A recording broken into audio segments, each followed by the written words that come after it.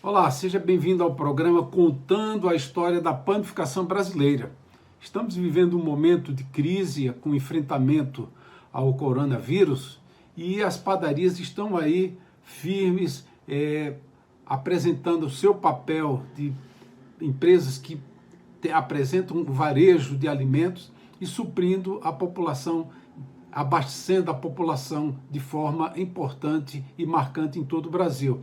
Mas a história de enfrentamentos no Brasil tem vários relatos, né? A gente pode em outra oportunidade estar falando também de epidemias e pandemias, mas nesse momento eu queria trazer aqui um registro que temos no livro da História da Panificação Brasileira, que foi a época da Segunda Guerra Mundial, aonde já temos uma panificação um pouco mais consolidada no Brasil, e relatos, por exemplo, como a gente tem aqui no nosso livro, que fala o seguinte: no Brasil, várias iniciativas de mobilização da população civil eram engendradas pelo governo Getúlio Vargas, e a cidade de São Paulo vivia uma relativa crise de abastecimento de combustíveis e uma certa escassez de itens de alimentação, como farinha de trigo, carne, sal e açúcar. O sistema de cotas vigorava, mas esta escassez não teve nenhuma intensidade mais dramática que pudesse significar escassez absoluta ou fome. Olha que legal esse registro aqui. Mais adiante temos uma menção no livro do pão de guerra. Então foi feito um pão de guerra para enfrentamento dessa situação. Se fala que esse pão foi lançado pelo governo com grande propaganda. A mobilização do pão em São Paulo deu-se com o lançamento por parte do governo federal do pão de guerra, que era integral e de preço mais barato que o feito com uma farinha de trigo branca, né? Isso foi citado na revista O Observador. E ainda traz ainda o seguinte relato: esse pão de guerra constituía, sem dúvida alguma, o principal gênero de alimentação das populações nas cidades.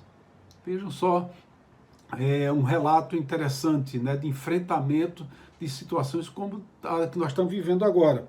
E mais ainda, temos uma outra fonte aqui: economia de guerra. O pão de guerra foi definido em 4 de setembro de 1942, durante a primeira reunião de coordenação da mobilização econômica, órgão criado pelo governo federal para gerir a economia de guerra. Termo que temos ouvido recentemente, né? O termo falando guerra, o presidente do Congresso tem falado sobre a questão que estamos num enfrentamento de guerra. E ainda adiante aqui temos o seguinte, baseado na economia de guerra, em 13 de outubro de 1943, a Comissão de Abastecimento do Estado tabelou o preço de pão. E ainda, a fórmula do pão de guerra era baseada em um aumento da extração de trigo de 70 para 80 a 85, implicando uma farinha mais escura, né?